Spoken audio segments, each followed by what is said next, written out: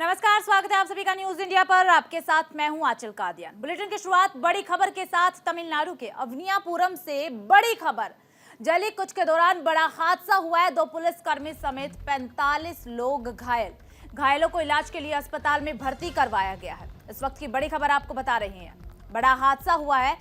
हादसे में 2 पुलिसकर्मी समेत 45 लोग घायल हुए हैं।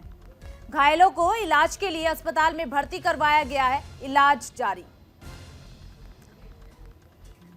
तो देखिए, तमिलनाडु के अवनियापुरम से ये बड़ी खबर इस वक्त की आपको बता रही है, जहां बड़ा हादसा हुआ है और हादसे में 2 पुलिसकर्मी समेत 45 लोग घायल, जिन्हें इलाज के लिए अस्पताल में भर्ती करवा दिया गया है।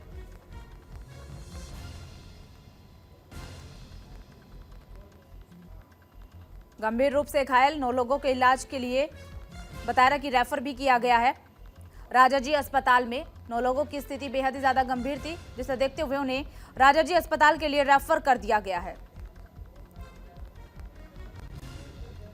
अवनियापुरम में चल रहे जल्लीकट्टू में लगभग 1060 और 600 खिलाड़ियों ने हिस्सा लिया था। सर्वश्रेष्ठ खिलाड़ियों को अवनियापुरम जल्लीकट्टू उत्सव में एक कार दी जाएगी। इस बार केवल पास वाले बैल मालिकों, काबू पाने वालों को ही अवनियापुरम जल्लीकट्टू में प्रवेश की अनुमति दी गई। और देखिए, इस हादसे में 2 पुलिसकर्मी समेत 45 लोग घायल हुए हैं। फिलहाल घायलों को इलाज के लिए अस्पताल में भर्ती करवाया गया, लेकिन जानकारी ये भी मिल पा रही है कि 9 लोगों की स्थिति बेहद ही ज्यादा गंभीर, और स्थिति को देखते हुए राजाजी अस्पताल में रेफर कर दिया गया है, क्योंकि 9 लोगों की स्थिति बेहद ही ज्यादा गंभीर बताई जा रही है।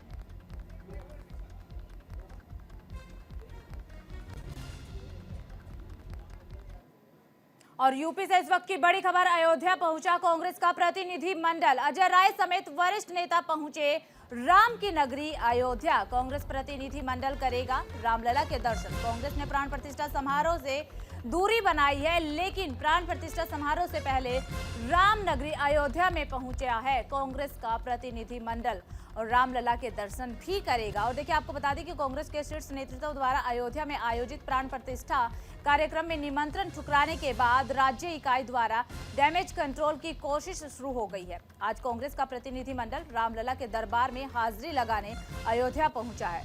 इस प्रतिनिधि मंडल में कांग्रेस के यूपी प्रभारी अविनाश पांडे, प्रदेश अध्यक्ष अजय राय, राज्यसभा सदस्य भी है प्रमोद तिवारी, विधानमंडल नेता अनुराधा मिश्रा, तो सभी रामनगरी अयोध्या पहुंचे हैं। सरयू घाट पर आस्था की डुबकी लगाते और अब से कुछ ही देर बाद रामलला के दरबार में पहुंचेंगे, रामलला के दर्शन करेंगे। देखिए, जब निमंत्रण पत्र सोनिया गांधी, कांग्रेस अध्यक्ष मल्लिकार्जुन खड़गे को मिलता है, तो उसके बाद निमंत्रण पत्र को ठुकरा दिया जाता है और कहा जाता है कि हम समारोह का हिस्सा नहीं बनेंगे। लेकिन प्राण प्रतिष्ठा समारोह से पहले कांग्रेस प्रतिनिधि मंडल रामनगरी पहुंचा है और अब से कुछ ही देर बाद रामलला के दर्शन भी करेंगे। अजय राय समेत वरिष्ठ नेता अयोध्या नगरी पहुंचे हैं।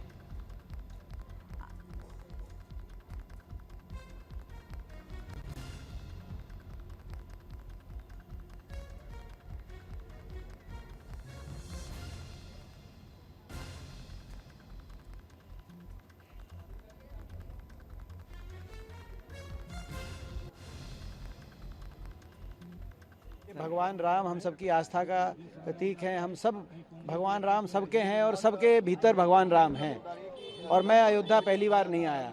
मैं 1 वर्ष पहले भी भगवान श्री राम लल्ला के दर्शन करने यहीं अयोध्या नगरी में मैं आया था, और आज भी मकर संक्रांति के शुभ अवसर पर उनके आशीर्वाद की प्राप्ति हो, एक उनके आशीर्वाद से एक ऊर्जा की अनुभूति हो, आज उस उद्देश्य से हम यहाँ पे आए हैं।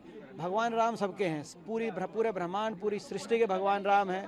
और मैं तो जिस क्षेत्र से आता हूँ, उस क्षेत्र में तो दिन की शुरुआत भी राम राम करके करते हैं। उस क्षेत्र में तो जब बारिश होती है, वर्षा होती है, तो कहते हैं राम बरस गया।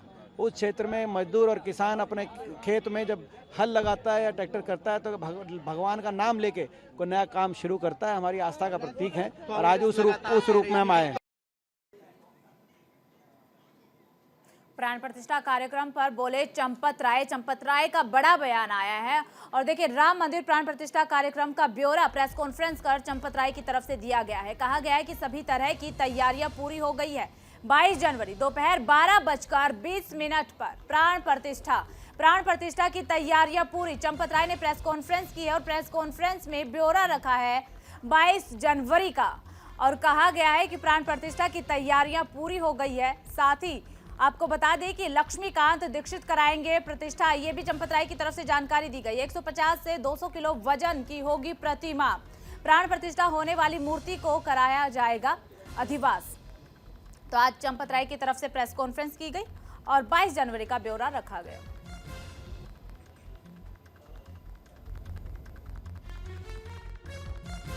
अभिजित मुहूर्त है, मृगशिरा नक्षत्र है।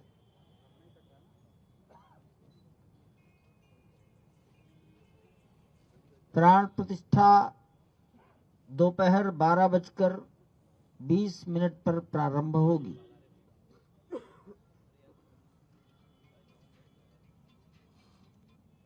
प्राण प्रतिष्ठा का ये मुहूर्त श्रद्धेय गणेश्वर शास्त्री द्राविड़ वाराणसी इन्होंने निर्धारित किया है। काशी अयोध्या के अनेक लोग उनको जानते हैं और उनके प्रति श्रद्धा से नमन करते हैं। कर्मकांड की संपूर्ण विधि वाराणसी के लक्ष्मीकांत दीक्षित जी, ये दोनों अपने अपने विषय के मूर्धन्य लोग हैं। चलिए खबरों में आगे बढ़ते हैं। 1 लाख लोगों को पीएम नरेंद्र मोदी की सौगात, पीएम जन मन योजना की शुरुआत। पीएम मोदी ने जारी की योजना की पहली किस्त। 4.90 लाख पक्के मकान देने का प्रावधान। प्रधानमंत्री नरेंद्र मोदी ने पीएम जनमन योजना के अंतर्गत 1 लाख लाभार्थियों को पहली किस्त जारी की है। ये वो लाभार्थी हैं जो पीएम आवास योजना ग्रामीण के दायरे में आते हैं। पीएम जनमन योजना के तहत 4.90 लाख पक्के मकान देने का प्रावधान है। तो वहीं प्रति मकान लागत 2.39 लाख रुपए है। प्रधानमंत्री आवास योजना के तहत लाभार्थियों को सरकार सब्सिडी देती है। मतलब ये कि लाभार्थी को सब्सिडियों का भी फायदा मिलेगा। तो वहीं आज पीएम मोदी ने वीडियो कॉन्फ्रेंसिंग के जरिए लाभार्थियों को किस्त जारी की है। इस दौरान प्रधानमंत्री लाभार्थियों से बातचीत भी प्रधानमंत्री नरेंद्र मोदी ने की है।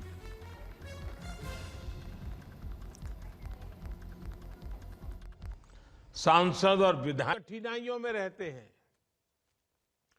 प्रदूषित पानी की वजह से आप लोग कैसी कैसी बीमारियों का शिकार होते हैं। आपके बच्चों पर संकट रहा है।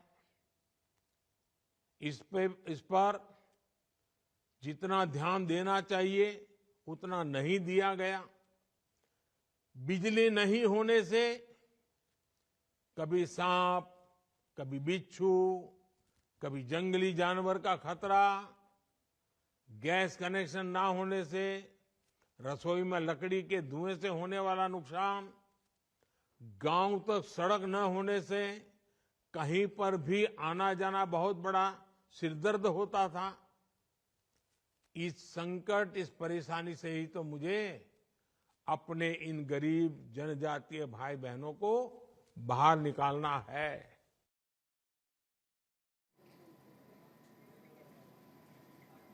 बीजेपी ने किया दीवार लेखन की शुरुआत। लोकसभा चुनाव को लेकर शुरुआत की गई है। जेपी नड्डा ने किया कार्यक्रम का शुभारंभ। पार्टी के चिन्ह कमल को दीवार पर रंगा है। तो देखिए, लोकसभा चुनाव की तैयारी में भारतीय जनता पार्टी लगातार जुटी हुई है। ऐसे में भारतीय जनता पार्टी की तरफ से लोकसभा चुनाव की तैयारियों के मद्देनजर कई योजनाएं चलाई जा रही हैं, कई कार्यक्रमों का शुभारंभ किया जा रहा है। आज जेपी नड्डा ने कार्यक्रम का शुभारंभ किया है। पार्टी के चिन्ह यानी कि कमल को दीवार पर रंगा है। ये तस्वीरें भी आपको दिखा रहे हैं जब जेपी नड्डा दीवार पर अपने हाथों से कमल का डिजाइन बना रहे। तो देखिए आज कार्यक्रम का शुभारंभ जेपी नड्डा ने किया।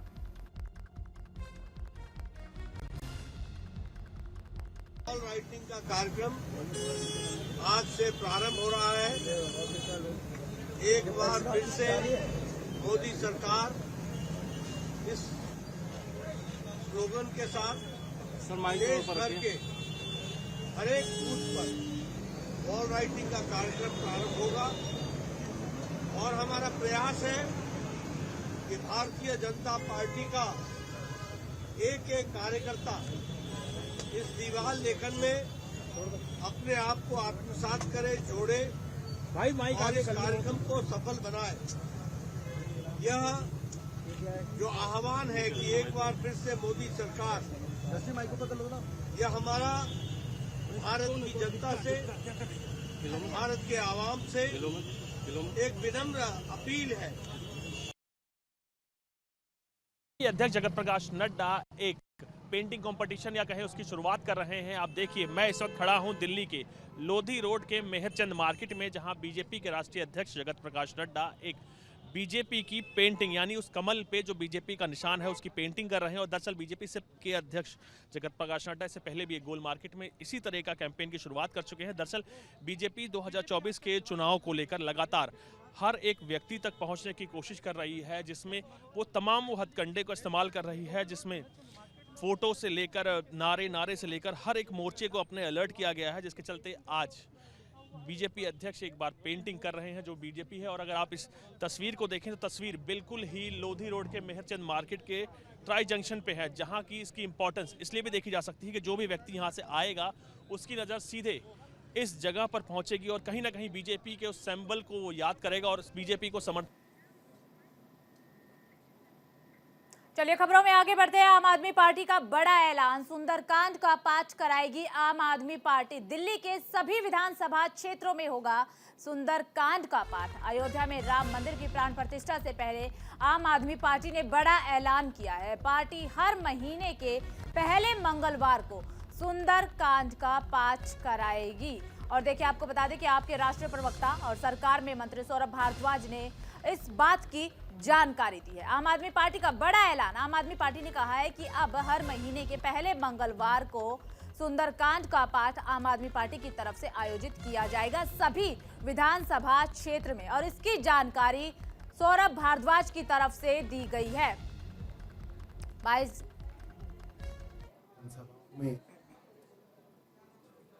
22 जनवरी को जहां अयोध्या में रामलला के प्राण प्रतिष्ठा कार्यक्रम का आयोजन किया जा रहा है, वहीं उससे पहले आम आदमी पार्टी ने 16 जनवरी को एक बड़े कार्यक्रम का आयोजन किया है। बात करने के लिए मेरे साथ कैबिनेट मिनिस्टर सौरभ भारद्वाज जी मौजूद हैं। सौरभ जी, 16 जनवरी का एक बड़ा ऐलान किया है आपने, क्या है पूरा आयोजन? देखिए, कल मंगलवार है, 16 जनवरी को आम आदमी पार्टी जो है सभी दिल्ली की विधानसभाओं के अंदर बड़ा सुंदरकांड का कार्यक्रम करेगी और उसके बाद सभी मंडलों पे ये कार्यक्रम हर महीने मंगलवार को होगा और इसके अंदर करीब 2600 से ज़्यादा जगहों पे कार्यक्रम किया जाएगा। क्या कल ये जो कार्यक्रम होना है सुंदरकांड पाठ का, ये 70 की 70 विधानसभाओं में आयोजित सभी में होगा और आप सब लोग जो हैं, आपके माध्यम से दिल्ली वालों को मैं इन्वाइट करना चाहता हूँ, सब लोग इसके अंदर आएँ और इसके अंदर हिस्सा लें। 22 जनवरी को अयोध्या में रामलला के प्राण प्रतिष्ठा कार्यक्रम है और वहीं विपक्ष देखा जाए तो लगातार यही आरोप लगाता जा रहा है कि इंडिया अलायंस जो है वो सनातन धर्म का विरोधी है। क्या उसी कड़ी में इस कार्यक्रम? नहीं, मुझे नहीं लगता कि इससे जो है इसको जोड़ के देखा जाना चाहिए। और अगर आम आदमी पार्टी सुंदरकांड कर रही है तो इसमें किसी को एतराज़ नहीं होना चाहिए। सर, दिल्ली के मुख्यमंत्री अरविंद केजरीवाल को क्या अब तक अयोध्या के कार्यक्रम का इनवाइट आया है? क्या मुख्यमंत्री अरविंद केजरीवाल उस कार्यक्रम में शामिल होने चाहिए? मेरी कोई अभी चर्चा नहीं हुई उनसे इस बारे में, होगी तो मैं बताऊंगा।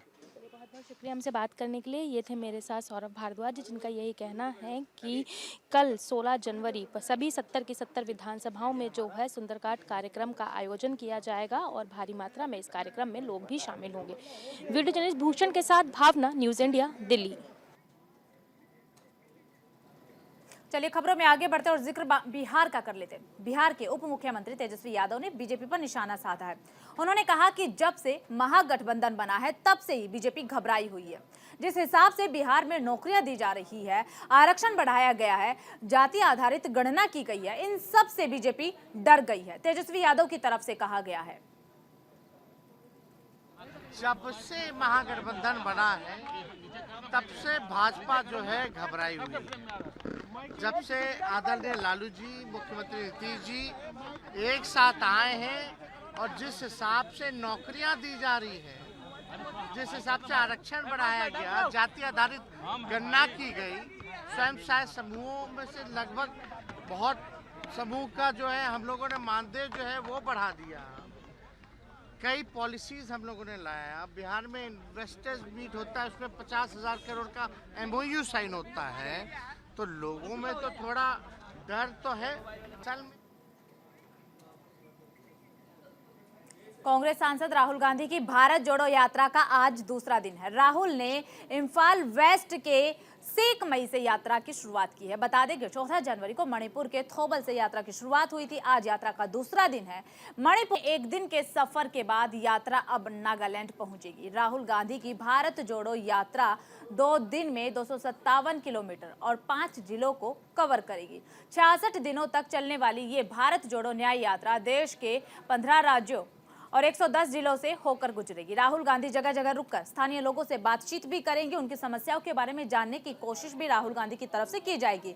इस दौरान राहुल गांधी 67 किलोमीटर 6700 किलोमीटर का सफर तय करेंगे। यात्रा 22 मार्च को महाराष्ट्र के मुंबई में खत्म होगी और हो सकता है कि मुंबई में राहुल गांधी की तरफ से प्रेस कॉन्फ्रेंस कर इस यात्रा के अनुभव को भी साझा किया जाए। राहुल गांधी की भारत जोड़ो न्याय यात्रा का आज दूसरा दिन है। ये यात्रा शुरू हो गई है। सेकमई से आज ये यात्रा शुरू हुई थी और इसके बाद रास्ते में चलते हुए जहाँ जहाँ भी लोग मिल रहे हैं राहुल गांधी उन्हें लगातार संबोधित कर रहे हैं। और अब ये यात्रा मैं आपको दिखाना चाहूंगी। हमारे ठीक पीछे राहुल गांधी की बस है। इसी बस में राहुल गांधी यात्रा कर रहे हैं और लोगों का हुजूम उमड़ा हुआ है उनसे मिलने के लिए और उनसे लगातार राहुल गांधी उनसे मिलते हुए चल रहे हैं, उनके दुख दर्द बांटते हुए चल रहे हैं, उनकी समस्याओं को सुनते हुए चल रहे हैं और कहीं ना कहीं आश्वासन भी दिला रहे हैं कि उनकी समस्याओं का समाधान किया जाएगा। और अभी फिलहाल राहुल गांधी की यात्रा होते हुए गुजरी है। ये कुकी लैंड में आप देख सकते हैं, लोगों ने हमारे पीछे ये पोस्टर लिए हुए हैं। आइए इनसे बात करते हैं। क्या कहना चाहेंगे आप राहुल गांधी से? क्या उम्मीदें हैं आपको? क्या कहना चाहेंगे? आपने लिखा हुआ welcome to cookie land India. Rahul ji के लिए क्या कहना चाहेंगे आप? क्या कहना चाहेंगे आप? राहुल गांधी जी जी वेलकम। आपको what do you want from him? Rahul Gandhi from I like Rahul Gandhi his success and what do you want from him? from Manipur justice. What do you want? We want justice and for sir to stay healthy and success in everything we do. आपने देखा कि ये लोग बोल रहे हैं लगातार। इनका इस तरीके का कहना है कि हमें जस्टिस चाहिए, न्याय चाहिए और राहुल गांधी से कहीं ना कहीं इन्हें बेहद उम्मीदें हैं। आप क्या कहना चाहेंगे राहुल गांधी से? हेलो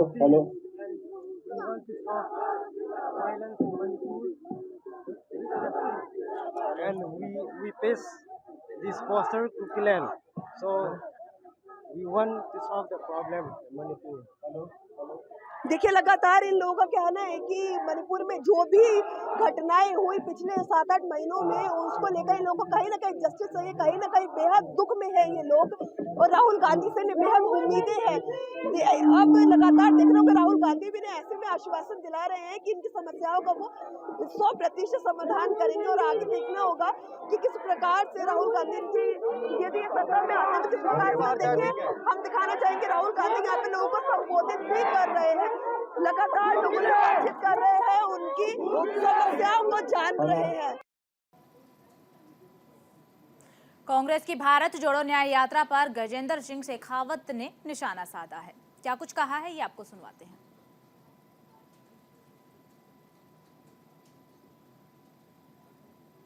कांग्रेस के शासन में उपेक्षा का शिकार होना पड़ा।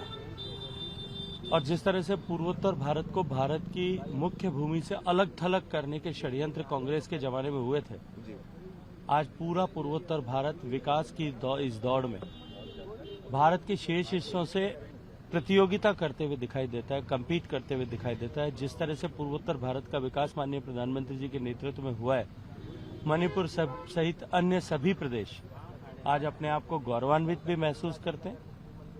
और चलिए खबरों में आगे बढ़ते और बात मध्य प्रदेश की कर लेते हैं। एमपी के दमोह में चला प्रशासनिक बुलडोजर। अवैध गोदामों पर ये बुलडोजर चला है और आपको बता दें कि सॉल्टर हाउसेज में भी कार्रवाई की गई है। कसाई मंडी में कई इमारतें जमींदोज। तो इस वक्त की ये बड़ी खबर आपको बता रहे हैं, एमपी में बड़ी कार्रवाई की गई है। बुलडोजर चला है, कसाई मंडी में कई इमारतें जमींदोज की गई है। मध्य प्रदेश के दमोह में चला प्रशासनिक बुलडोजर। अवैध निर्माण पर यह बुलडोजर चला है।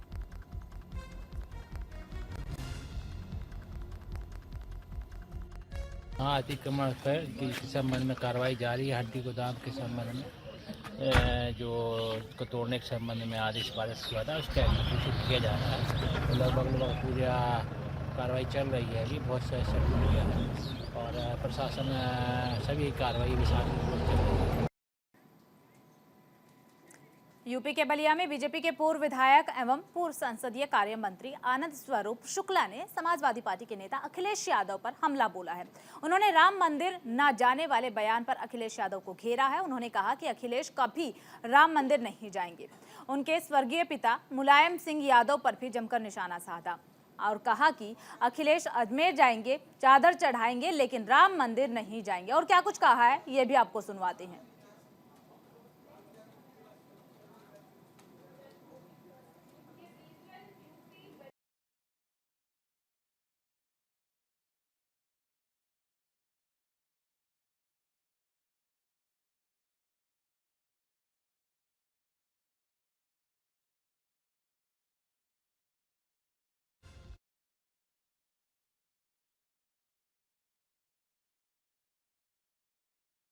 आएंगे। इसी के साथ मुलायम सिंह यादव पर भी बरसते हुए नजर आए आनंद शुक्ला।